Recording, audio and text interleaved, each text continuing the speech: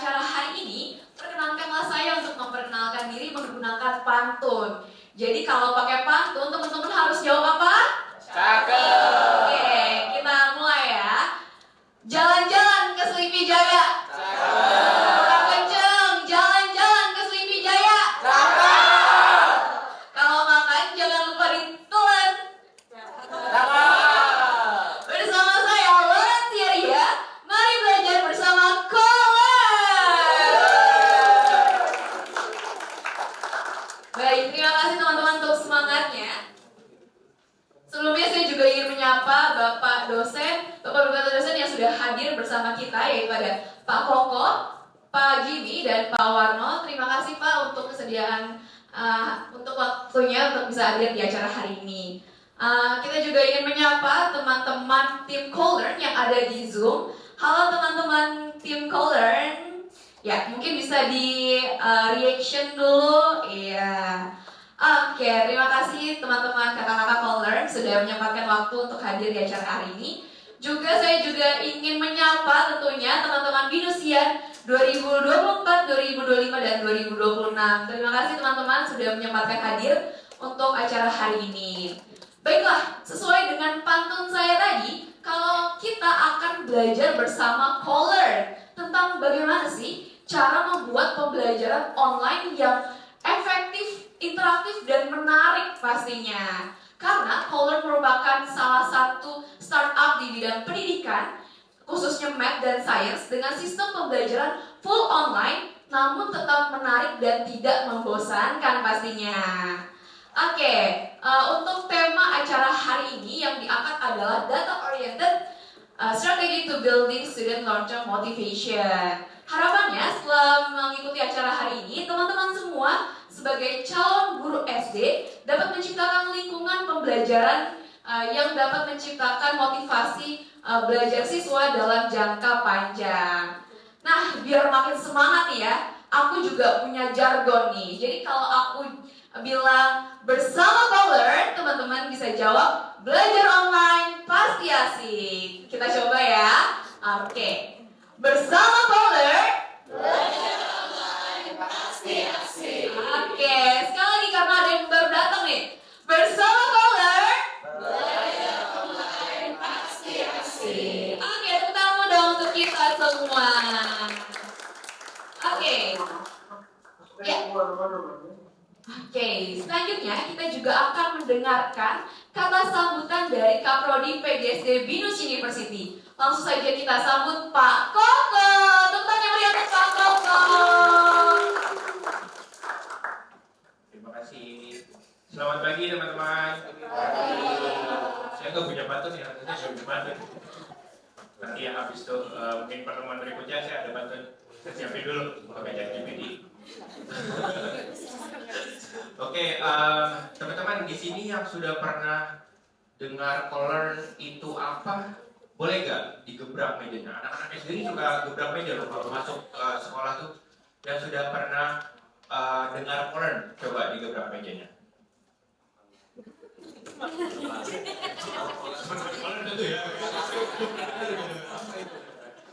Yang mau dengar Color, coba digebrak mejanya. Kurang kencang. Yes, ya oke. Terima kasih. Itu tips ya kalau kamu sama anak-anak SD itu mereka senang banget kan. Kadang-kadang anak-anak SD itu disuruh gebrak meja malah diomelin. Ini kita suruh aja biar mereka capek duluan gitu kan. Oke, teman-teman terima kasih sudah datang pagi hari ini ke Binus Andrek juga untuk belajar bersama dengan Color tadi. Dan mungkin satu hal yang mau saya sampaikan teman-teman kan di pendidikan guru sekolah dasar itu guru atau pendidik itu tidak hanya terbatas pada ruang lingkup sekolah ya, sekolah formal yang bentuknya persegi atau persegi panjang bentuk classroomnya, tapi banyak sekali bentuknya gitu. Jadi dan pendidikan dasar itu tidak hanya dipegang oleh sekolah dasar, banyak sekali ada educational technology, ada juga teman-teman dari dunia non-profit, mereka semua mendidik anak-anak di pendidikan dasar tapi tidak sebatas sekolah gitu. Jadi kalau saya bilang kita semua itu berlayar di lautan yang sama, cuma perahunya aja yang berbeda gitu ya Pak Pak ya. Mama perahunya mungkin pakai cruise gitu kan, full teknologi gitu ya. Kita ada beberapa yang teman-teman guru di daerah itu masih pakai perahu yang didayung kayak gitu. Tapi kita semua berlayar di lautan yang sama untuk pendidikan Indonesia. Lautnya sama, pendidikan anak-anak sekolah dasar, cuma perahunya berbeda. Ada yang di entrepreneur, ada yang di teknologi, ada yang di sekolah, ada yang non-profit, ada yang homeschooling dan lain sebagainya. Tapi semuanya sama untuk pendidikan dasar. Nah, jadi isi dari materi hari ini akan kepakai juga misalnya teman-teman untuk berlayar dengan perahu yang berbeda. Misalnya teman-teman memilih untuk menjadi guru di sekolah dasar atau guru di PKBM gitu ya, di masyarakat daerah, ini semua akan tetap terpakai gitu. Jadi ini tidak membatasi bahwa ini tuh terpakai untuk kalau teman-teman bekerja di Colern doang gitu, atau bekerja di education teknologi yang pakai virtual classrooms aja gitu. Enggak juga gitu. Semua akan kepakai apapun konteksnya, apapun perahu teman-teman yang teman-teman pilih. Ini kan sudah mau enrichment nih, ya kan? Tahun depan, semester depan ya? Iya tahun depan juga ya. Teman-teman mau enrichment, sudah mulai memilih perahunya nih. Mau perahu mana ya? Saya mau perahu sekolah formal ataukah ke internship ke perusahaan education atau kemana gitu. Jadi dibuka seluas mungkin apa ya, cakrawala opsi teman-teman untuk mau berlayar lewat mana kayak gitu. Jadi silakan dinikmati pembelajarannya, pastinya akan seru. Hari ini saya sudah dapat ada spill tea sedikit kemarin dari Pak Mark ya. Kayaknya ini akan seru sekali, jadi silakan dinikmati dan selamat belajar teman-teman. Terima kasih. Assalamualaikum warahmatullahi wabarakatuh. Terima kasih Pak Koko untuk kata sambutannya. Ya, tadi kita sudah mendengarkan kata sambutan dari Pak Koko. Jadi kita bisa tahu ya kalau kita sedang ada di pulau yang sama tapi perahunya aja yang berbeda begitu. Jadi mungkin teman-teman semua bisa menjadi guru SD yang mempunyai karakter-karakter khusus begitu ya. Karena setiap orang mempunyai karakter dan cara mengajarnya masing-masing begitu. Oke, selanjutnya kita juga akan masuk ke sesi Color Introduction dan sesi Sharing Session. Juga akan ada demo teaching bersama Pak Mark dan Kak Yuna. Langsung saja kita sambut Kak Mark dan Kak Yuna. Selamat pagi semua, apa kabar teman-teman, teman-teman GSD. Ya, terima kasih Pak Koko dan juga dari Binus GSD ya untuk mengundang kami juga untuk sini. Dan hari ini kita pengen sharing aja teman-teman. Mungkin dunia yang tadi kalau di survei kayaknya belum pernah dengar, tapi dunia teknologi edukasi. Mungkin kalau teman-teman familiar juga dengan dunia sekolah, dunia NGO ya. Lalu di sini ada dunia teknologi edukasi yang sifatnya juga perusahaan, ya, dan pendidikan bukan formal tapi non formal, ya kan? Jadi hari ini teman-teman apa kabarnya? Semangat pagi? Semangat pagi. Saya bilang semangat pagi, semangat pagi juga ya. Semangat pagi. Semangat pagi. Lagi semangat pagi. Semangat pagi. Oke, jadi kalau pagi siang malam, tapi semangatnya harus pagi ya. Teman-teman di sini tadi kan banyak yang belum pernah dengar Colern, jadi saya akan jelaskan sedikit tentang Colern. Tapi yang menariknya itu sebenarnya adalah apa sih yang kita sudah pelajari dalam 3 tahun berdiri. Ya, dan apa yang kita share ini teman-teman bukan hanya relevan untuk online, tapi untuk di kelas-kelas teman-teman semua. Ya kan, sebagai guru. Nah, hari ini juga saya nggak sendiri, saya juga didampingi oleh Kak Yuna, salah satu guru jura kita. Jadi tepuk tangan untuk Yuna. Hari ini teman-teman kita nggak menunjukkan apa yang kita pelajari melalui recording ya.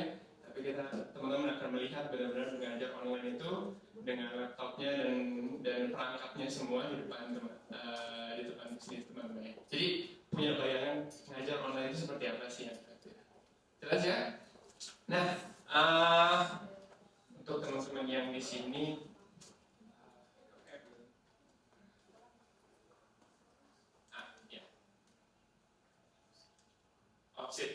ya. Jadi Kalau kita bicara polar, teman-teman, kita bicara kenapa sih polar itu exist?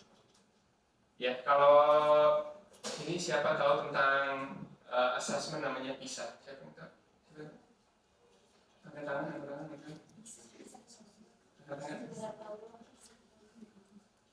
Di pendidikan banyak yang belum tahu. Oke, jadi di dunia itu ada namanya assessment namanya PISA, dan di sana ada sekitar 80 negara yang ikut, lalu secara random sampel anak-anak 15 sampai 16 tahunnya di-assess untuk numerasi, literasi, dan juga sains, IPA. Nah, teman-teman, saya mau nanya, kalau ada 80 negara yang ikut assessment ini, kita itu ada di ranking berapa? Anak-anak, ya, namanya siapa? Gabriel. Berapa? Ranking 70-an. 70 ke atas. Ada yang berbeda? 79. 79. Pesimis banget ya. 79, 70-an. Ada yang lain? Namanya? Roni.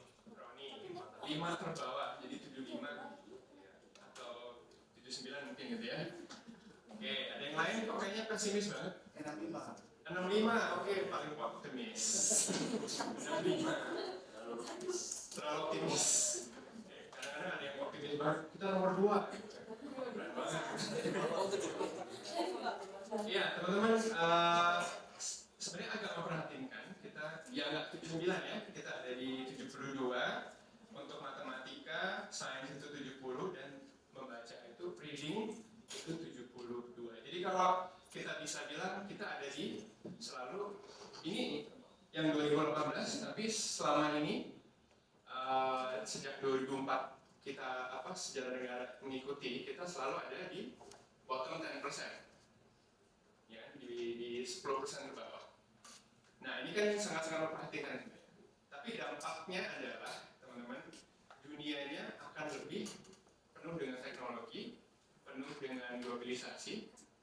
Kita nggak berkompetisi lagi, misalnya, orang Jawa Barat dengan orang Jawa Tengah, ya, apalagi orang Kemanggisan dengan Tanjung Duren, nggak gitu juga ya.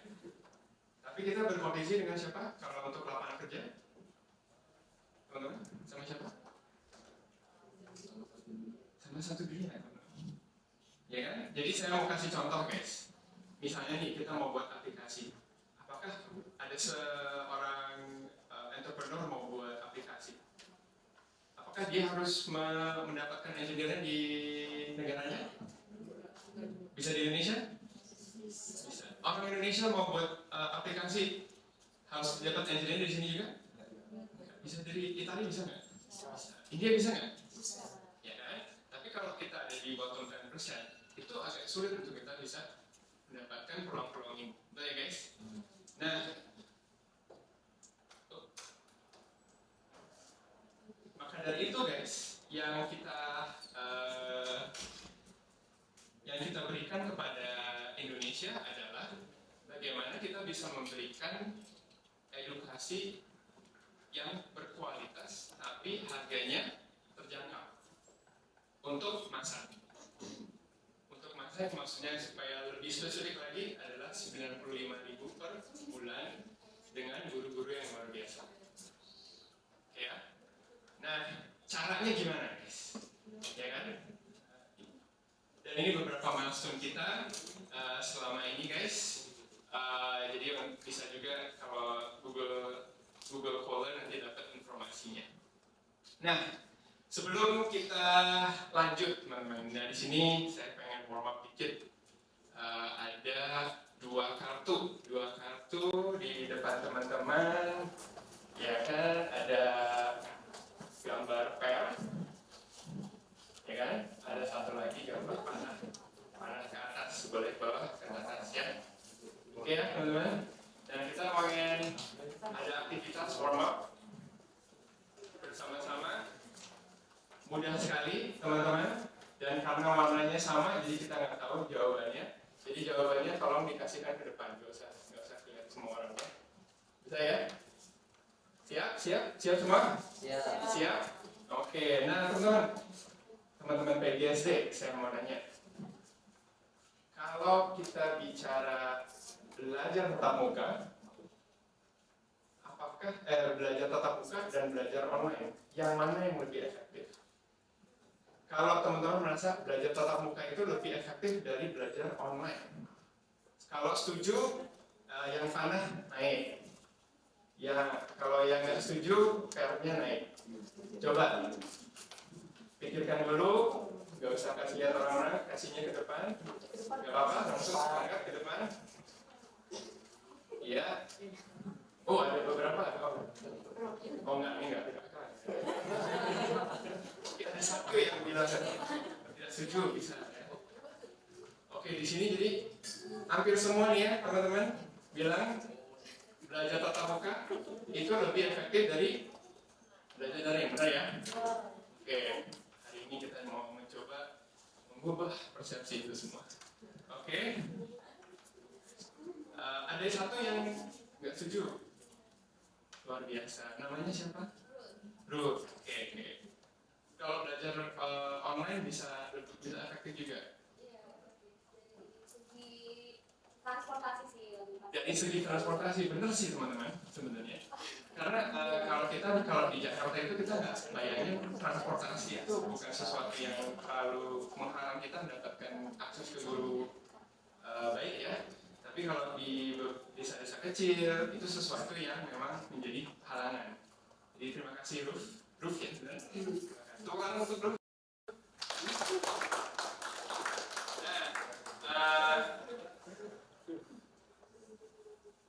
Saya mau nanya lagi. Oke, belajar daring online tidak bisa seinteraktif belajar tatap muka. Wih, banyak yang tidak setuju. Pak Jimmy, setuju ya? Biar beda sendiri lah. Biar beda sendiri ya. Oke, kebanyakan teman-teman tidak setuju bahwa belajar online itu tidak bisa seinteraktif kalau belajar tatap muka seperti ini. Betul ya? Oke. Nah teman-teman, satu lagi. Yang mana yang kau pilih? Di dalam kelas bersama 5 murid dengan guru biasa, atau di dalam kelas bersama 100 murid dengan guru yang luar biasa? Oke, ini mulai bercampur nih. Oke. Ada yang setuju, ada yang tidak setuju. Oke, pemilihannya selesai ya guys.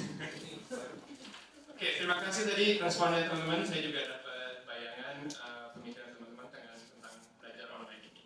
Nah, saya pengen coba memainkan satu video untuk memperlihatkan kelas online itu seperti apa, ya kan? Supaya juga teman-teman bisa menilai kelas online itu bisa seinteraktif apa. Oke?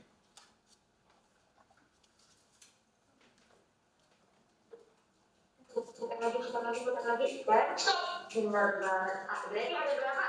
Terakhir putaran ke sana semua 2 putaran. Ada 2 putaran ya. Oke, kayak gini kalau sih emang benar-benar melihat semangat terbaik kayak gini ya, keren. Tidak ada yang melenceng satupun. Kalau misalnya kita fokus dengan pada hambatan seperti online, dengan dia gitu ya, itu adalah satu mau tegangan ini misalnya, jadi kayak sama kayak satu sama kayak Kita akan main sultan ya. Alasnya AB, betul ininya? Iya. Betul sekali. Nah ini adalah uang yang bisa teman-teman bawa pulang. enggak deh, dulu juga ya kan kita apa? Tetapi kalau susah adalah bagian dari pembelajaran, tidak usah khawatir. Soalnya kalau susah, bilang yang susah.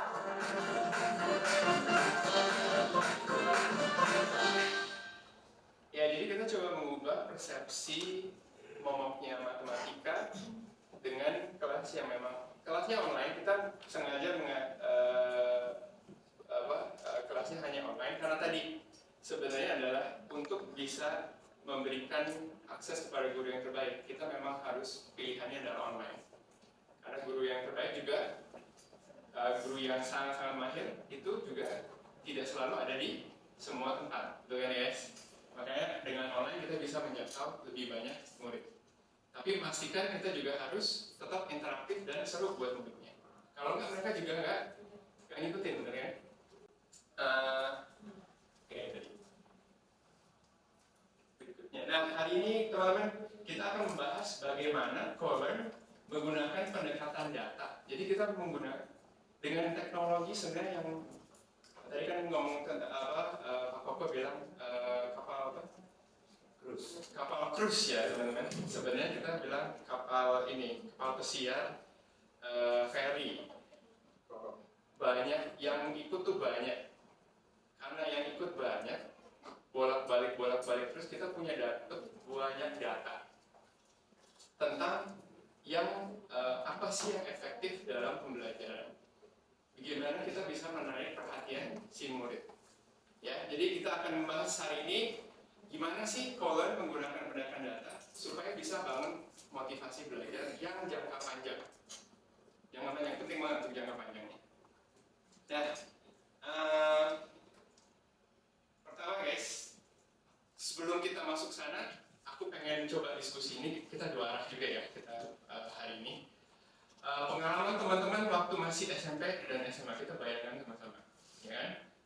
Tadi saya jelaskan sedikit tentang kondisi edukasi kita dibandingkan negara-negara lain. Ada di bottom 10% ya, betul ya? Tapi kalau itu kan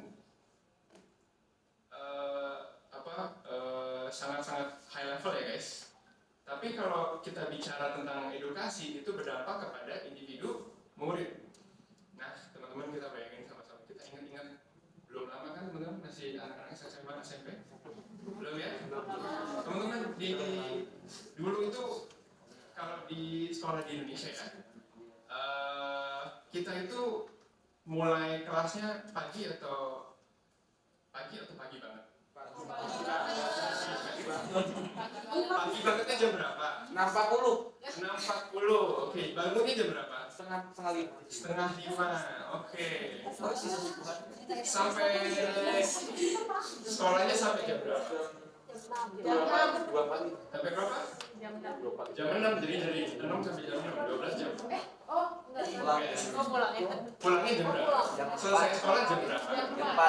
Jam 4. Kira-kira itu lama nggak? Kalau dibandingkan negara lain, lama nggak? Rata-rata lebih lama. Ya kan? Tapi teman-teman, kenapa kita sekolahnya lebih lama dari yang negara lain, tapi pencapaiannya lebih rendah? Kenapa guys? Burnout. Mata pelajaran yang banyak. Cara guru yang ngajar. Juga training management. Oh enggak, 1 jam. Sorry. Oke, dan pada akhirnya, ini. Nah, kalau kualitas guru di Indonesia itu rata nggak? Tidak. Kualitas guru di Indonesia juga tidak rata. Dan kita negara yang sangat besar, betul kan? Jadi kalau ke sekolah, kualitas gurunya nggak rata, lalu kelasnya panjang, efek nggak? Enggak ya. Lalu kalau udah selesai, nah teman-teman, kalau yang diingat teman-teman pas lagi sekolah, pulang sekolah biasanya banyak apa? PR.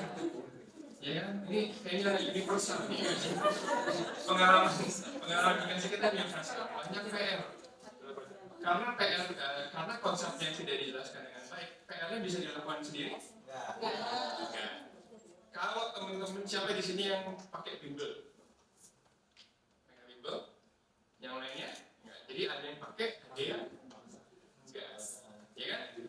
Kalau pulangnya udah telat terus pergi bimbel lagi. Kalau yang pergi bimbel, kalau yang enggak, bingung.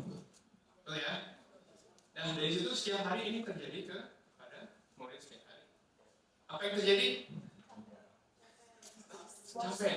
Teman-teman merasa sekolah itu menyenangkan nggak? Belajar itu menyenangkan nggak? Ya kan? pada akhirnya banyak murid Indonesia merasa belajar itu tidak betul kan? Ya. Maka dari itu teman-teman, sebenarnya salah satu yang kita fokuskan di Poland, jadi kita mau punya kelas live Poland pendek ya, cuman 2 jam seminggu, 1 jam, tapi di 2 jam itu setiap minggu kita punya 2 tujuan. Gimana kita bisa membangun motivasi belajar murid-murid yang lebih jangka panjang, sama murid bisa mudah dan cepat paham. Ya, kalau kita tidak membuat muridnya mudah dan cepat paham, mereka cuma mengasosiasikan program kita dengan apa yang terjadi di kehidupannya yang hari ini, tipikal murid-murid Indonesia, ya kan? Nah, bagaimana kita melakukan itu?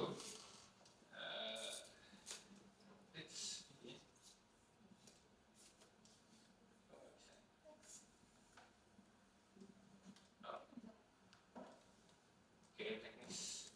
Nah, salah satunya teman-teman yang kita sangat bekerja keras melakukan adalah bagaimana merekrut guru yang sangat mempunyai passion untuk memajukan edukasi di Indonesia, yang ingin juga peduli sekali dengan murid-muridnya.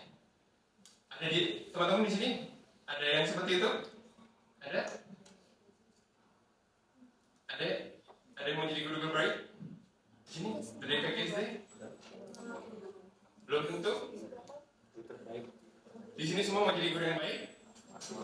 Iya, siapa di sini cita-citanya mau jadi guru?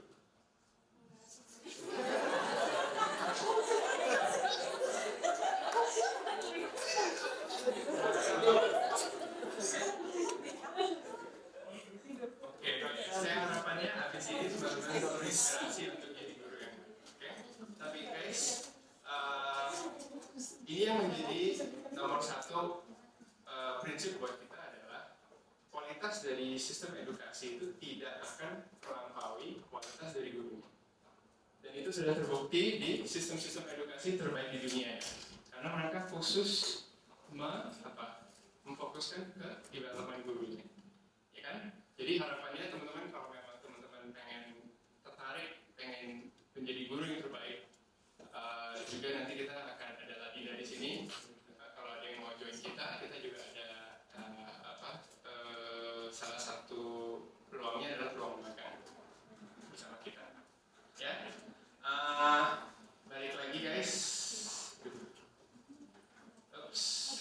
Jadi sebelum kita masuk ke beberapa strategi-strateginya, saya juga ingin men-sharing aja teman-teman, gimana sih Poland itu mengukur kesuksesan kelasnya. Ya kan? Biasanya banyak sekolah, banyak institusi mereka mengukur namanya learning outcome. Biasanya guys di sekolah yang diingat kalau learning outcome itu bentuknya apa? Nilai. Nilai dari mana? Dari project. Ini project dulu. Ujian. Kebanyakan ujian semua kan? Betul ya. Kalau di Poland itu adalah tahap terakhir. Karena menurut kita yang penting dulu adalah kehadiran. Ya kan? Kalau mungkin teman-teman di sini di sekolah ada absensi dan lain-lainnya. Tapi kalau di dunia bimbel itu orang tua Indonesia kalau misalnya anaknya nggak suka, mereka memaksa nggak? Memaksa? Tahu sih? Maksa bener. Tapi secara general sebenarnya nggak terlalu memaksa. Ya kan? Kalau nggak mau datang ya nggak datang aja nggak apa-apa, gitu kan? Jadi kalau buat kita kehadiran itu adalah tanda bahwa anak ini masih engage atau enggak. Betul ya? Dan itu penting buat kita untuk diukur pertama.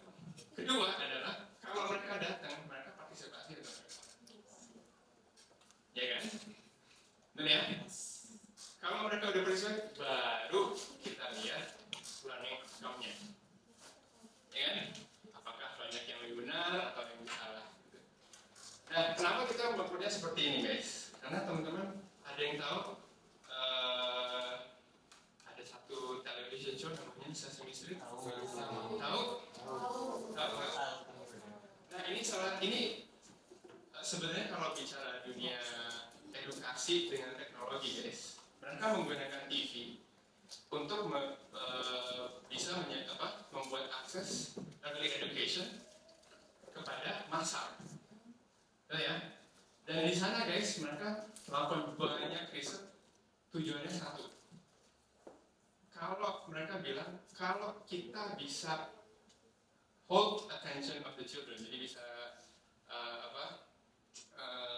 attentionnya anaknya kita bisa dapatkan, kita pada akhirnya bisa mengedukasikan mereka.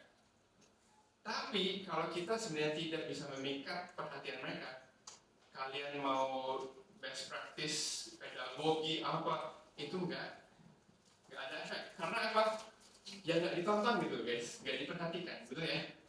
Betul kan? Dan hari ini guys, kalau dulu zaman saya stasiun TV mungkin 2-3 ya guys.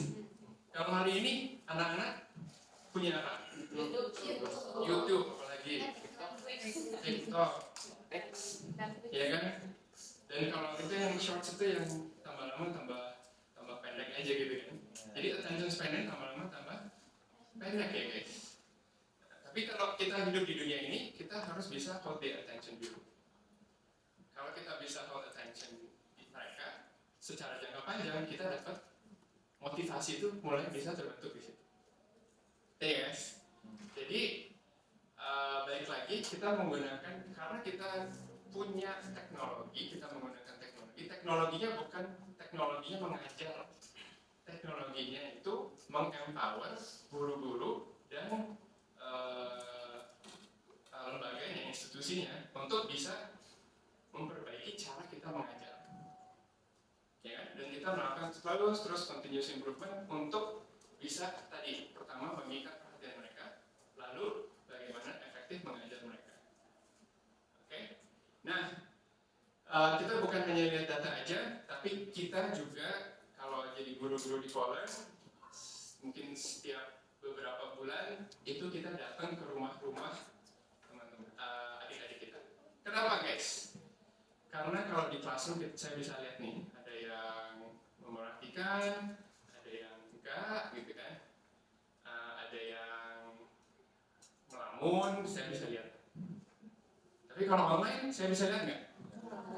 Makanya kita harus berusukan juga untuk lihat sebenarnya cara kita mengajar itu efektif atau enggak. Mereka perhatian atau enggak?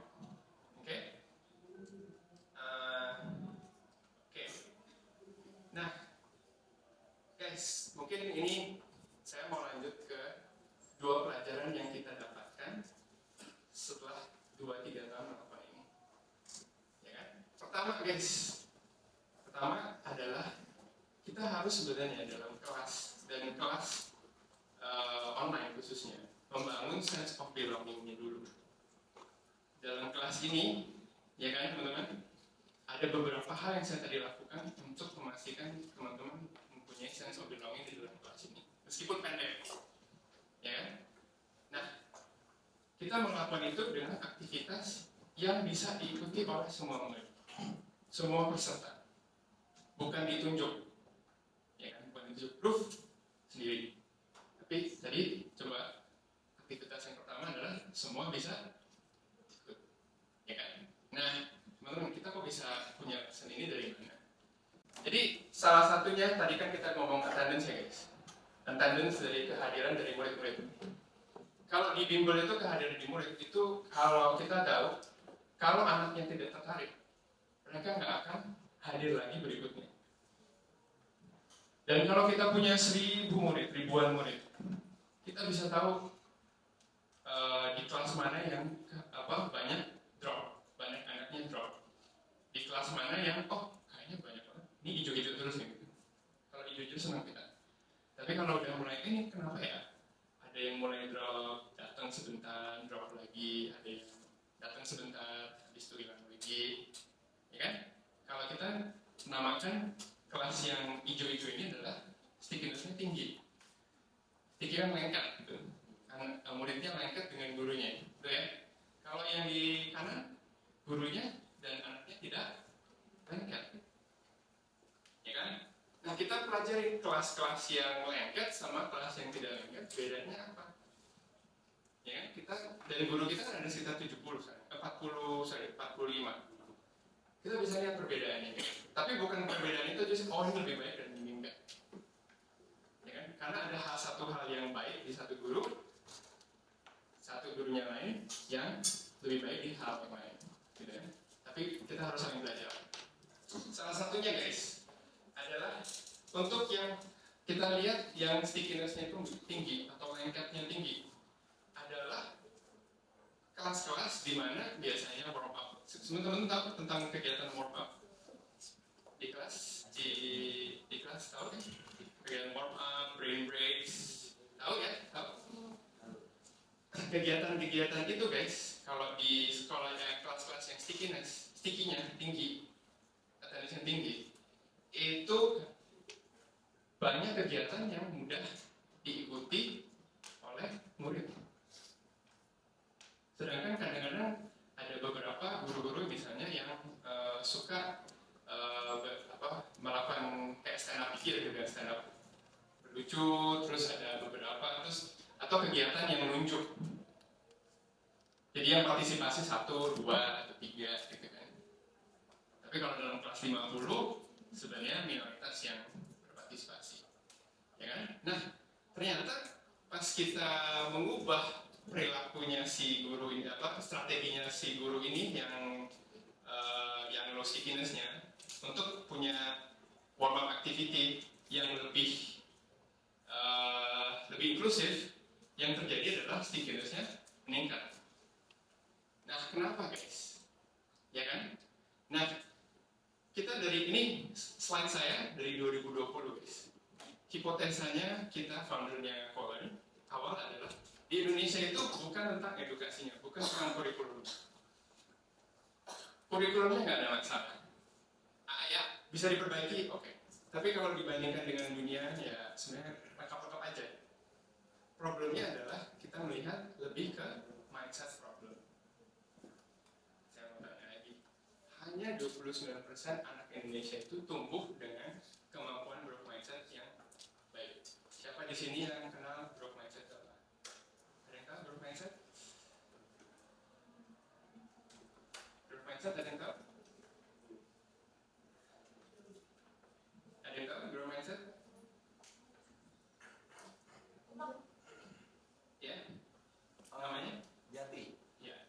Mungkin kalau saya nangkapnya growth mindset itu dia lebih ke pola pikir yang mau terus berkembang gitu. Jadi dia nggak stuck di satu tempat. Betul. Jadi anak-anak yang merasa, oh kalau saya belum bisa, saya akan bisa. Saya akan coba dan bisa. Ya. Jadi anak-anak yang nggak growth mindset itu kan namanya fixed mindset. Kata-katanya seperti ini. Aku nggak diberkahi kepintaran, jadi nggak usah coba. Ya udah, saya nggak ngerti karena saya bodoh. Di teman-teman di waktu sekolah, teman-teman sering dengar ini dari teman-temannya? Kalau teman-teman di sini? Nggak pernah. Ya, tapi di sekitar teman-teman banyak mendengar ini dari waktu growing up di SMP SMA. Ya kan? Jadi bayangkan guys, kebanyakan murid-murid Indonesia itu sebenarnya mempunyai mindset seperti ini. Artinya apa? Akibatnya kita banyak sekali polemik, nyontek, takut salah. Dan ini terjadi guys di kelas online kita juga. Bukan nyonteknya, tapi takut salahnya. Ya kan? Lalu cari yang, compare di antara satu sama lain. Betul ya? Nah, saya mau diskusi sebentar. Kok bisa sih kayak gini? Kira-kira guys, dengan pendek aja, kenapa anak-anak Indonesia lebih yang mempunyai fixed mindset? Kira-kira apa yang terjadi dalam sehari-hari ini? Ada yang boleh sharing? Ingat aja masa lalu kita juga. Kenapa sih kita sebagai negara kok bisa lebih banyak yang mindsetnya lebih fixed? Ada yang mau mengatakan? Ya? Kalau misalnya buat fixed mindset, mungkin karena lingkungan juga ya. Lingkungan? Oke. Betul. Saya juga salah satu orang yang fixed mindset di pelajaran bahasa Mandarin. Oke. spesifik aja ya. Jadi kalau bisa bahasa Mandarin itu saya langsung kayak bisa bahasa Mandarin yang pertama karena mungkin gurunya itu lebih sering ngomong kayak lu bukan Cina loh gitu bahasa Mandarin. Iya, terus yang kedua juga kayak ya udah udah gitu kayak ya udah apa ini ngerti Mandarin, lu bukan Cina. Oke, jadi dari lingkungannya juga lingkungannya di sini sebenarnya dari gurunya yang mengatakan sebenarnya kamu juga nggak bisa karena background kamu. Oke, terima kasih. Nggak ada hadiah. Ada lagi? Tuntutan orang tua sih kadang. Yang Orang tua gimana? kayak misal mereka nuntut buat dapat let's say nilai bagus. Nuntut dapat nilai bagus. Ya, Oke. tapi dengan apa? Dan kadang mereka nggak ada apresiasinya gitu. Jadi kita kayak nilai bagus. Yang nggak diapresiasi apa? Ya misalkan let's say kita mau belajar aja kan harusnya udah diapresiasi ya. Tapi bagi mereka itu kayak ya udah emang harus belajar gitu kan. Jadi sering kali orang tuanya juga kalau nilainya bagus apresiasi, kalau kurang bagus gimana gitu. Tapi yang nggak pernah diapresiasi adalah prosesnya, gitu kan. Prosesnya mencoba gagal itu sering dari orang tuanya, dari faktor orang tua ada, dari faktor mungkin tetangga dan teman-teman juga ada, dari gurunya juga ada. Tapi kalau misalnya itu terjadi sering terus menerus setiap hari, apa yang terjadi kalau udah bertahun-tahun melakukan? Males. Jadi melekat di kepala kita dulu, ya kan? Yeah. Guys, dan ini terjadi di hampir semua lapisan masyarakat Indonesia. Betul ya? Dan guys, ternyata guys, yang saya mau ini penting banget. Sebenarnya slide ini paling penting buat teman-teman di PGSD. Jadi kalau di dalam kelas itu teman-teman, ternyata pas experience-nya anak-anak masuk kelas itu masuk ke dalam kelas itu juga. Tuh ya, mereka nggak masuk ke kelas terus tiba-tiba kayak, oh ini lingkungan yang baru, saya masa lalu saya nggak penting gitu. Mereka masuk dengan masa lalu teman-teman. Jadi teman-teman apa yang teman-teman ucapkan, ya kan, meskipun misalnya nggak terlalu ada positif atau negatif misalnya, oh ada beberapa yang masih belum salah paham nih gitu kan. Kalau anaknya punya growth mindset, dia bilang betul kak, tolong jelasin lagi. Kalau anak yang punya fixed mindset, jadinya apa? Wah saya nggak ngerti, mungkin karena saya yang bodoh. Gitu kan? Jadi di kelasnya teman-teman itu sebenarnya itu masuk gitu dalam kelas kita, ya kan? Nah, jadi kita harus membangun di mana, guys, kalau masuk ke kelas ini jangan khawatir. Kamu bukan bodoh, kamu bukan pintar, pokoknya kamu bilang di sini. Kalau kamu merasa cemas, nggak apa-apa cemasnya, ikutin. Nanti kamu lama-lama tambah nyaman, gitu ya guys. Oke? Nah, caranya gimana? Jadi gini guys, ini penting juga. Kadang-kadang apa yang kita lakukan sebagai guru itu, meskipun kita merasa dampaknya efeknya nggak ada dampak, sebenarnya bisa dampak yang besar. Jadi kayak berinteraksi dengan murid-murid yang lebih aktif. Apa yang terjadi? Kalian membuat perbedaan. Ada yang aktif, ada yang pintar, ada yang merasa bodoh. Hal-hal ini sebenarnya kita tidak sengaja, tapi ada dampak negatifnya. Karena apa? Kita tidak melihat, oh ternyata anaknya masuk dengan pengalaman sebelumnya, lingkungannya tadi. Ya, jadi, nah ternyata guys, solusinya juga nggak susah-susah amat. Salah satunya kalau teman-teman punya anak-anak baru, kelas baru, kita pikirnya gini aja, kalau kita harus engage anak-anaknya, betul ya? Engage anak-anaknya, kita cuma memerlukan aktivitas-aktivitas yang engaging, yang bisa membangun sense of belonging. Sense of belonging seperti apa? Kegiatan seperti apa?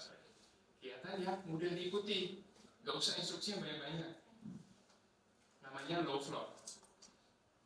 Kamu mau pintar, mau bodoh, mau gak ngerti, gak penting. Yang penting pokoknya selama kamu bisa ada di kelas ini, kamu bisa ikut. Kedua, semuanya bisa ikut. Tadi makanya saya buat dua, kartunya cuma dua kan?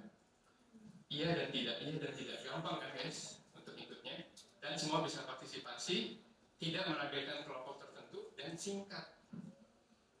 Cobalah teman-teman nanti kalau di dalam kelas, cobalah strategi seperti itu, nggak usah lama-lama.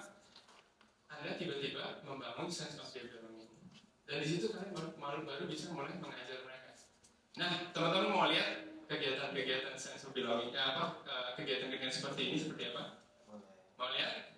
Di sini ada Kak Yuna, dan kita akan melakukan kegiatan ini online, guys. Jadi hari ini kan teman-teman punya HP ya, punya HP, betul? Punya HP? Nah, ada Zoom-nya? Oke, teman-teman scan QR code di Zoom ini, teman-teman akan masuk ke dalam Zoom, Zoom-nya yang dipimpin oleh Kak Yuna. Ya, nah mungkin kita bisa stop sharing yang di sini, terus ke sharingnya Kak Yuna ya. Oke guys, kita akan mendemokan kegiatan-kegiatan apa sih yang bisa engaging. Kalau untuk teman-teman yang ini di-admin aja dulu ya, karena akan banyak bergema. Kalau nggak di-admin, admin dulu nggak apa-apa. Kameranya turn on nggak apa-apa. Oke, turn off juga nggak apa-apa. Yang penting di-admin. Oke, semua udah masuk. Oke. Yuna udah siap?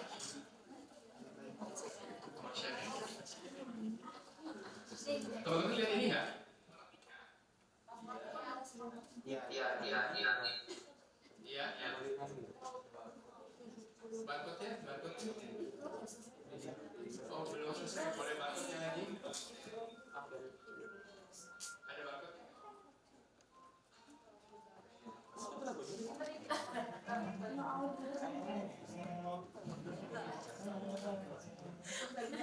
ada yang udah senang dengan lagunya ya. Udah.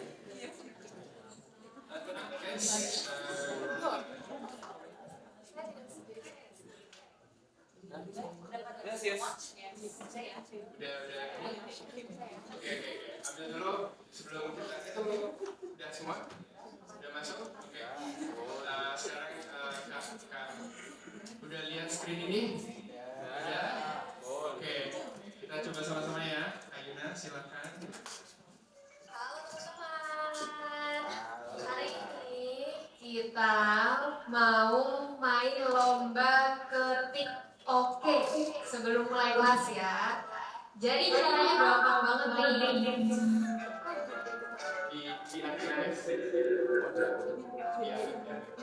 unmute aja.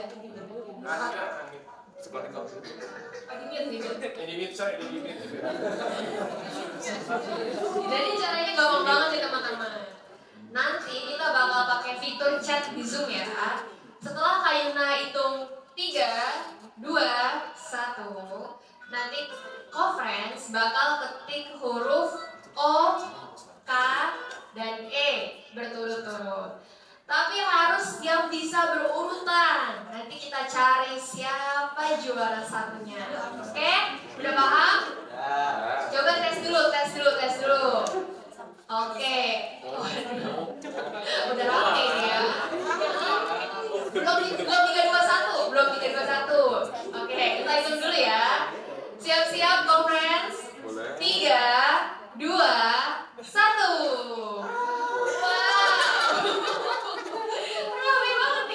Ada O, K, nggak ada yang berhasil nih, belum ada yang berhasil nih. Ayo teman-teman, terus berjuang, semangat. Nggak bisa digabung dulu gitu ya, harus O, K, dan E, enter, gitu. Rame banget nih, chatnya. Kak Yuna seneng banget lihat semangatnya, mantap. Wah, belum yang berhasil. Gergetan sendiri ya. Tenang.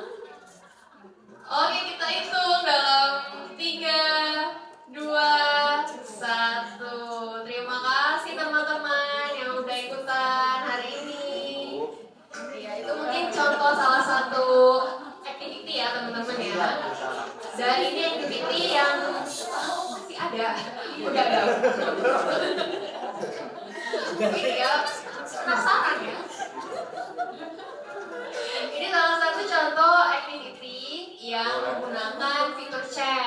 Jadi gimana emphasize fitur chat itu supaya rame, aktif. Dan tadi kalau boleh tahu teman-teman gimana perasaannya tuh pas tadi ngelakuin activity ini? Gemes ya? Gemes. Merasa tertantang gitu ya? Biar bisa ngetik juga ya? Dan itu ya? Aku nggak dapat gopenya. Nggak dapat gopay. Tenang, dapat. Sertifikat penghargaan dari kecamatan. Selamat juara 1, ketik oke, diberikan kepada kalian semua yang sudah berjuang. Ini mungkin salah satu mau lagi mana? Boleh. Oke, kalau tadi kan kita gunakan fitur chat. Di Zoom memang ada fitur chat, tapi selain fitur chat, kita juga ada fitur ini nih, fitur anotasi. Kalau teman-teman lihat di bawah layarnya itu ada pensil ya, pulpen ya. Bisa dipegang atau dipencet. Nah, gitu. Mandiri sekali nih ya, nulis sertifikat sendiri. Oke, sekarang kita mau aja salah satu activity yang disukai sama anak-anak SD nih. Contohnya adalah mewarnai bersama. Dan ini kita mewarnai bukan sembarang mewarnai guys. Karena kita juga harus ngitung dulu nih. Jadi ayo kita warnai berikutnya sesuai dengan hasil angkanya. Kayuna bakal kasih waktu nih buat mewarnai ini selama 1 menit. Kira-kira bisa nggak nih teman-teman nih? 1 menit 30 detik deh. Kira-kira bisa nggak selesai? Oke, semangat teman-teman. Wah, udah mulai. Dikondisikan ya, jangan basah ya. Ayo, masih ada yang ini nih, yang belum diwarnai nih, yang daun sebelah tuh. Sabar, oke. Wah, cantik sekali bebeknya. Bisa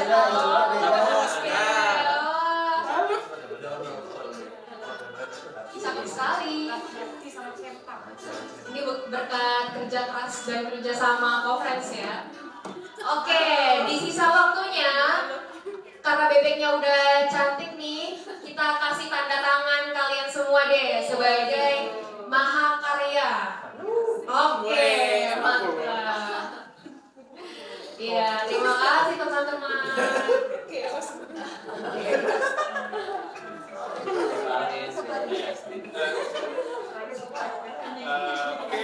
seru. Oke, terima kasih semuanya. Tepuk tangan untuk yang jangan leave dulu karena habis itu ada demo berikutnya. Ya kan guys? Teman-teman tadi kegiatannya seru nggak? Seru. Semuanya bisa ikut nggak? Bisa. Perasaannya gimana habis ikut kelas kegiatannya? Kayak kita saling akrab gitu nggak? Kita akrab sebenarnya nggak?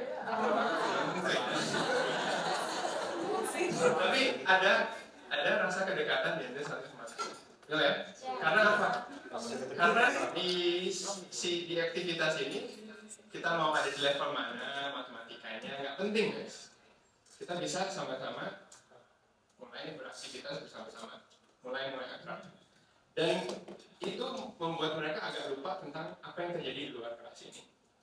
Jadi saran saya adalah, saran kami juga adalah untuk guru-guru coba cari kegiatan-kegiatan seperti ini yang sifatnya tadi gampang untuk diikuti dan pada akhirnya bisa melibatkan semua. Betul ya teman-teman?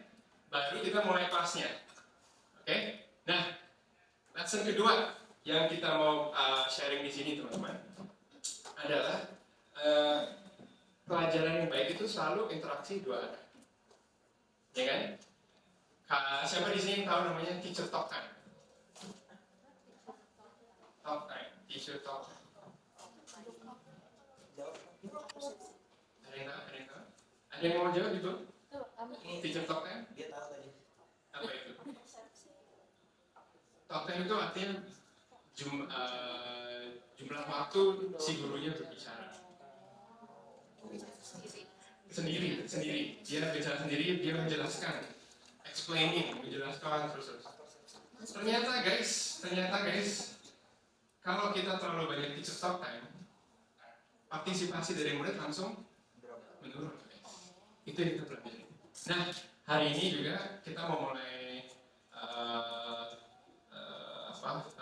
go through tentang datanya. Tapi sebelumnya tadi jangan keluar dulu teman-teman dari Zoom-nya. Kita balik lagi karena Kak Yuna juga akan memperagakan perbedaan dari kalau banyak teacher talk time sama kalau yang interaksi dua arah seperti apa. Oke? Boleh lagi? Oke, kita sama-sama.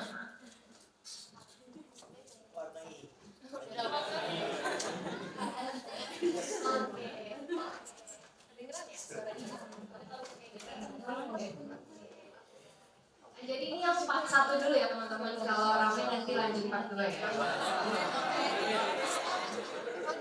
Oke, kita mulai. Hari ini Kak Yuna mau ngajak conference, ada Caca nih mau ngajak conference untuk main ke warung tantenya Caca nih, namanya Tante Linda. Halo conference, nih, selamat datang di warung Tante Linda. Tante. Di warung ini, barang apa sih yang paling laku Tante? Nih, Cacanya nanya nih. Di warung ini yang paling laku itu adalah beras. Nah, terus yuk kita coba lihat penjualan beras di warungku selama 1 minggu.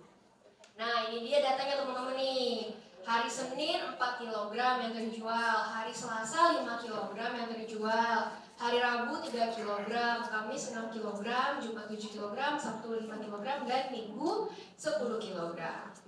Terus Caca bilang nih, Tante, ada cara lain loh untuk menunjukkan data agar lebih sederhana dan mudah dipahami. Wah, gimana tuh caranya Caca? Ajarin Tante dong. Nah, ini dia yang akan kita pelajarin hari ini conference. Kita akan menggunakan diagram gambar karena diagram gambar itu bisa membuat datanya lebih mudah dan lebih sederhana untuk dipahami. Nah, apa tuh diagram gambar? Katanya Tante Linda, bingung. Diagram gambar itu adalah representasi data menggunakan gambar atau simbol. Langkah-langkahnya kita kumpulin dulu datanya. Habis itu pilih gambar dulu yang mewakili data. Baru deh yang ketiga kita bikin diagram gambarnya sesuai dengan keterangan nilai. Oh, jadi gitu ya diagram gambar. Yuk kita coba bikin diagram gambar dari data penjualan beras. Yang pertama tadi kan kita udah punya datanya nih. Sekarang yuk kita coba pilih gambarnya. Ya, di sini aku mau menggunakan gambar itu tuh gambar yang warna coklat untuk mewakili 1 kg beras. Habis itu udah tinggal dibuat aja diagram gambarnya. Selesai. Ini dia diagram gambar data penjualan beras di warung Tante Linda. Bagaimana? Mudah kan? Wah, jadi begitu ya cara membuat diagram gambar. Terima kasih Caca. Sama-sama Tante. Itu dia materi hari ini. Sampai jumpa conference.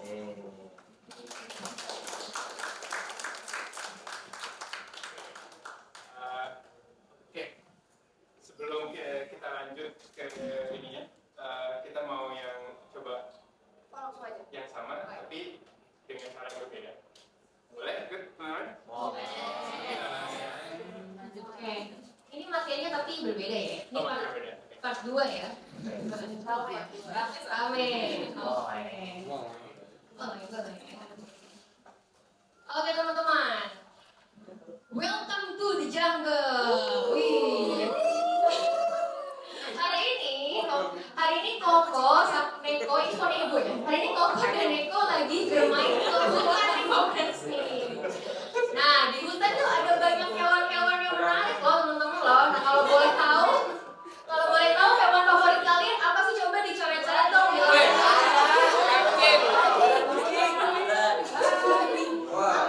Wah, ada yang suka buaya. Waduh, buaya. Anjing, oke. Ada yang suka bajak laut, ada yang suka penyu, ada yang suka siput. Kak, kok nggak ada meng, Kak? Ada meng, iya. Keadilan sosial nggak ada, Iya, Kak?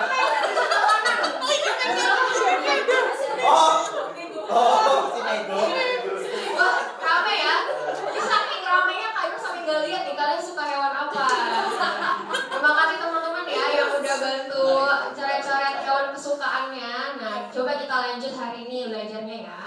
Nah, makasih. Oke, kebetulan teman-teman hari ini di hutan keselamatan hewan. Wow, ada lomba lari teman-teman. Seru sekali. Yuk kita coba tonton yuk lomba lari yuk teman-teman. Oke. Nah, menurut kalian, coba kalian lingkarin ya teman-teman ya di layar ya. Kalau misalnya ada kuda sama kura-kura di lomba lari, kira-kira yang menang siapa? Kuda. Ya boleh diaduk boleh. Boleh. Kadang-kadang juga boleh. Oh kuda. Oke, kenapa tuh? Tadi ada yang jawab kuda, mungkin boleh jawab di chat jawabannya kenapa, atau boleh juga sambil di unmute. Kenapa nih yang menang kuda? Kuda kakinya panjang. Kuda lari cepat. Oke, terima kasih. Kuda suka lari. Oke, terima kasih yang udah jawab. Terima kasih Benedictus Bagas. Terima kasih Bagas. Nah, sekarang kita coba nih. Kalau misalnya sekarang ada kura-kura, ada kuda sama cita, kira-kira siapa yang bakal jadi pemenangnya? Cita. Kenapa bisa begitu ya teman-teman ya? Kenapa bisa cita yang menang ya teman-teman ya? Soalnya kucing.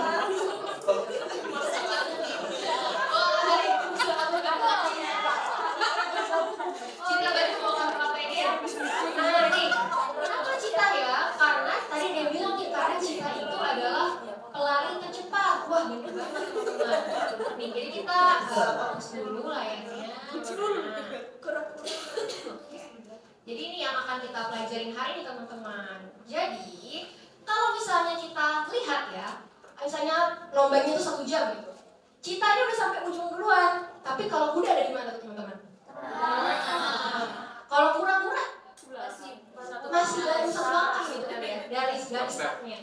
Kalau misalnya direpresentasikan dalam angka, misalnya cita tuh udah 120 km udah selesai. Kalau kuda baru 55 km, mungkin kura-kura dia baru geser dikit, baru 5 km gitu kan, sama 1 jam.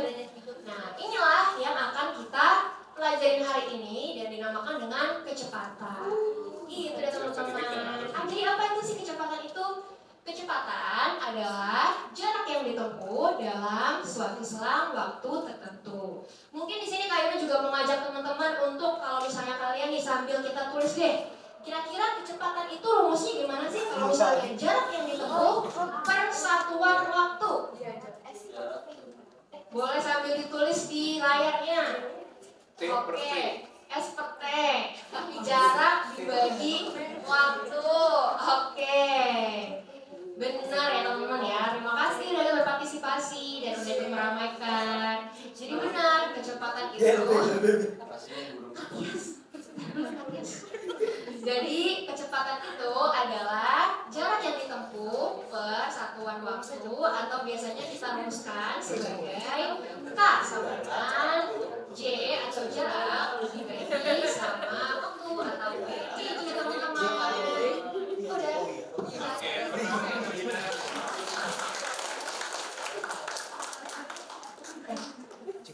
Terima kasih Kak Ina.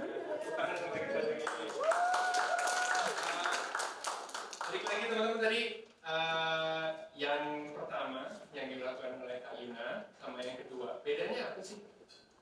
Kalau yang pertama ada interaksi ke audiens. Yang pertama tidak ada interaksi ke audiens. Teacher talk time-nya tinggi atau rendah? Tinggi. Ya kan? Kalau yang kedua Ada interaksi. ada interaksi. Jadi teacher talk time itu pendek. Betul kan? Betul ya? Bedanya apa guys? Dampaknya kepada teman-teman tadi? Tepuk tangannya yang mana yang lebih meriah?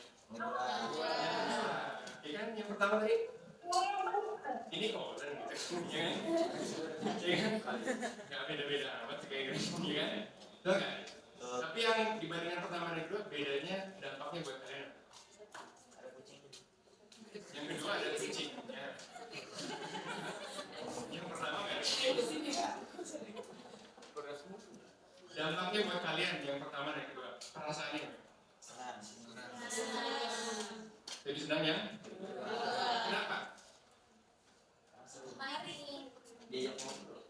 Perhatiannya terus-terusan balik ke kan ada banyak teman-teman kalau tadi Kak Yuka mungkin dari 2 menit ngomong sendiri perhatiannya udah mulai melenceng kemana-mana gitu kan. Kalau yang kedua, kita selalu menarik perhatian mereka balik ke gurunya dan materinya. Dan itu penting banget guys. Dan ternyata kalau kita bisa next ya. Dan ternyata guys, kalau ingin muridnya berpartisipasi tinggi, kita harus pertahankan interaksi dua arah ini sepanjang kelas. Ya kan? Dan tadi kalau dilihat kan sebenarnya bedanya tidak terlalu rumit untuk melakukan itu kan.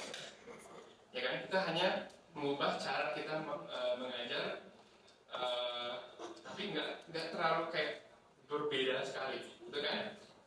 Nah, kita pelajari dan ini lead-nya adalah Tanis Karimah ya. Jadi ini juga saya mau memastikan, ini juga mau pengen kasih lihat teman-teman, semua riset-riset ini juga dilakukannya sama gurunya, ya kan?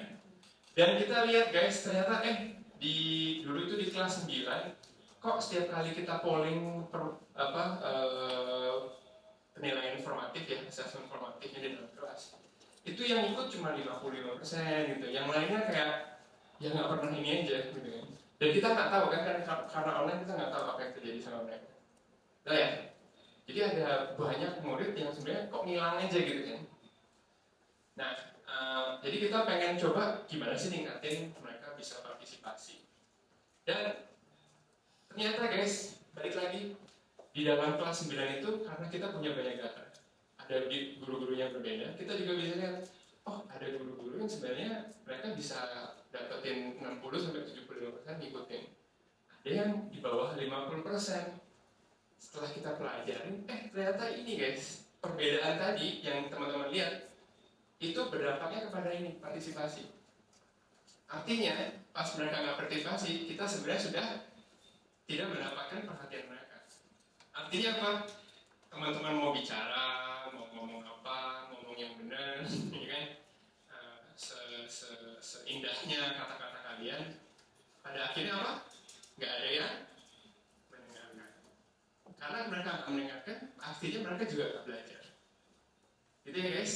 Nah, di sini guys, ternyata salah satunya tadi kan teman-teman, kalau kenapa saya bilang ke Yuna juga, Yun, kita teacher talk time yang contoh yang teacher talk time tadi kayak 3-5 menitan lah gitu. Karena di menit kedua guys, udah biasa lihat matanya udah nggak ke Yuna lagi, gitu ya. Kedua adalah instruksinya juga kita pada akhirnya juga berubah. Untuk instruksi mendesain instruksinya supaya gurunya agak dipaksa untuk dua arah terus. Saya kasih contoh satu slide aja. Contohnya seperti ini. Tadi kan kalau di contoh yang pertama banyak slide yang memberikan informasi kan. Oh, kalau ini kan kalau ada transformasi dalam matematika ya, ada perbinaan sama duduk, ya kan? Ada ini kalau nggak salah cermin kan, mencerminkan. Nah di sini pada akhirnya banyak informasi yang diberikan kepada murid, lalu dijelaskan. Sering gitu ya, banyak guru yang ada informasinya di slide-nya, lalu diperjelaskan satu persatu. Kalau kita interaksi dua arah, kita balik membuat slide-nya seperti ini. Daripada kita jelasin, balik lagi, teman-teman coba anotate sebentar. Kalau pergeseran itu yang mana, ya kan? Biarkan mereka menyimpulkan sendiri. Slide-nya berubahnya dikit kan guys. Paradigmanya sebenarnya yang lebih capek mana? Menjelaskan ini, menjelaskan semuanya yang ada di slide ini, atau membiarkan mereka untuk berpartisipasi mencoba sendiri. Yang mana yang lebih enak sebenarnya buat guru? Teacher talk time juga capek kan guys. Kalau kita lakukan ini ternyata bukan hanya meringankan beban kita sebagai guru, tapi juga sebenarnya lebih baik buat murid. Ternyata kalau kegiatannya tadi bisa diikuti semua, akhirnya apa? Rame-ramean aja kan. Tapi dengan rame-ramean itu sebenarnya mereka belajar. Karena mereka aktif berpartisipasi dalam pelajaran itu. Dan itu guys, dari datanya kelihatan bahwa kalau kita mendesain kelas-kelas kita, aktivitas kita itu memang partisipasi dua arah, pada akhirnya anaknya juga lebih belajar, lebih menyerap, ya kan? Nah, dari sini guys, itu aja 2 pelajaran hari ini yang saya pengen sampaikan. Yang pertama tadi apa? Kalau masih ingat, kita harus bangun sense of belonging dengan aktivitas seperti apa? Mudah diikuti, ya. Terus bisa diikuti semuanya. Lalu tidak menegakkan tertentu dan singkat. Tapi yang paling penting itu instruksinya nggak usah banyak-banyak. Ya kan? Karena instruksi yang banyak itu biasanya meningkatin apa tadi? Teacher talk time guys. Balik lagi tadi kan. Kedua, pelajaran kedua yang tadi kita pelajari apa? Ada lagi ya. Interaksi juara itu penting untuk pelajaran efektif. Ya. Dan ini kita dapatkan guys semuanya dari data-data yang kita dapatkan dari murid-murid dari kelas-kelas kita. Ya kan? Dan harapannya kita juga dalam perjalanan kita selalu sharing ke teman-teman yang lain, ya, teman-teman guru yang lain supaya waktu di kelas teman-teman juga bisa menerapkan ini di kelas-kelasnya. Karena pelajaran 2 ini bukan eksklusif tentang online kan? Ini bisa diaplikasikan ke kelas-kelas tatap muka juga. Ya.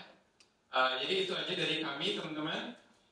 Terima kasih atas perhatiannya. Semoga sangat-sangat bermanfaat buat teman-teman di PGSD.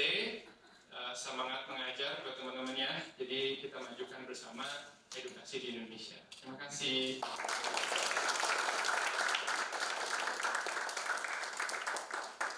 Nah, teman-teman, ini sesi lecture-nya sebenarnya berakhir.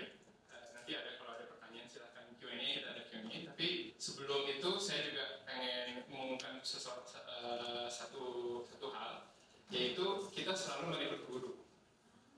Ya, tadi Pak Koko juga cerita bahwa ini juga bukan hanya peluang teman-teman di dunia edukasi itu bukan hanya di sekolah saja, bukan di NGO saja, tapi juga ada perusahaan-perusahaan seperti kami, perusahaan teknologi edukasi yang fokus kepada memang merekrut guru-guru yang bisa mengajar seperti yang tadi teman-teman lihat, ya kan? Jadi hari ini kita ada proses development-nya namanya Akademi Guru Juara. Ya, kalau Kak Yuna di sini dan beberapa di sana juga, ini adalah kalau teman-teman mau bicara ya, ada Ica, ada Evi, ada Kak Billy, Iflin, sama Kusnin tadi yang punya main sultan, ya kan? Ada di sini juga. Jadi kalau mau bincang-bincang tentang Akademi Guru Juara silahkan. Jadi di Akademi Guru Juara itu teman-teman masuk sebagai mentor. Mentor itu ada beberapa kegiatan untuk develop mereka, teman-teman jadi guru juara. Jadi teman-teman nggak masuk langsung diminta untuk mengajar seperti ini. Kita ada development-nya, ya. Dan khusus untuk teman-teman di PGSD, kita mau merekrut teman-teman pas teman-teman masih sekolah. Kan di sini ada triplasan ya Pak? Ya. Jadi bisa digunakan termnya bersama kami sebagai mentor. Gitu, sebagai mentor layaknya full time employee di perusahaan di Coden. Nanti kalau sudah selesai magangnya, kalau performanya bagus sebagai mentor, teman-teman kalau mau join kita sebagai full time langsung jadi guru juara. Biasanya yang join mentor adalah new grad, ya kan? Habis new grad mereka join kita sebagai mentor. Tapi kalau buat teman-teman di PGSD, kita juga ada peluang bisa menggunakan salah satu term ini ya, term kerjanya bersama kami, dan kalau sudah selesai ada peluang untuk bisa jadi guru juara. Nah, kalau memang tertarik ngomongnya ke siapa? Itu namanya ada Kak Ladinda, silakan Kak Linda. Situ, jadi kalau memang tertarik silahkan bicara sama Kak Linda. Kalau mau tahu Akademi Guru Juara seperti apa, itu juga ada teman-temannya. Ini Kak Billy, salah satu pimpinannya akademinya, ya kan? Silakan bicara sama mereka. Harapannya juga kita juga dapat beberapa aplikasi dari teman-teman di sini. Oke, terima kasih teman-teman semua. Kita lanjut.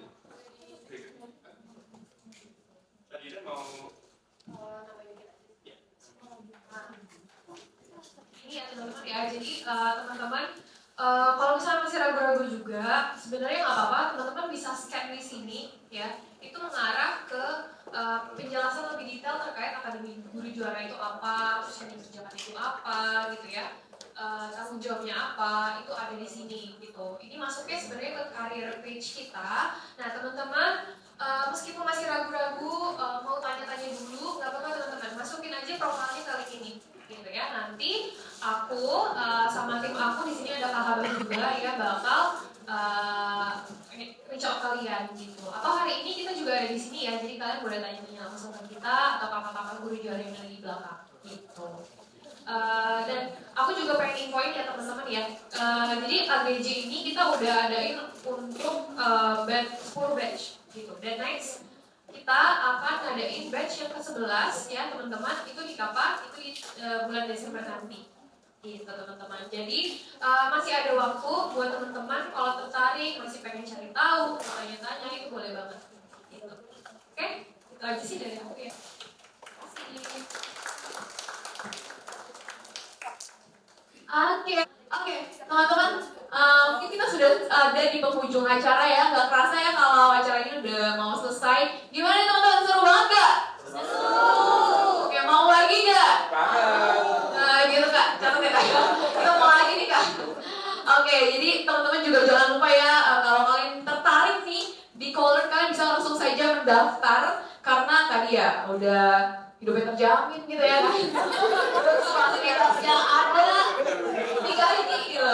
Sama lagi kan ya, kalian bisa work from anywhere di mana aja, tapi kalian tetap dapat income gitu dan bisa mengajar dengan cara-cara yang lebih menarik dan asik gitu pastinya. Oke.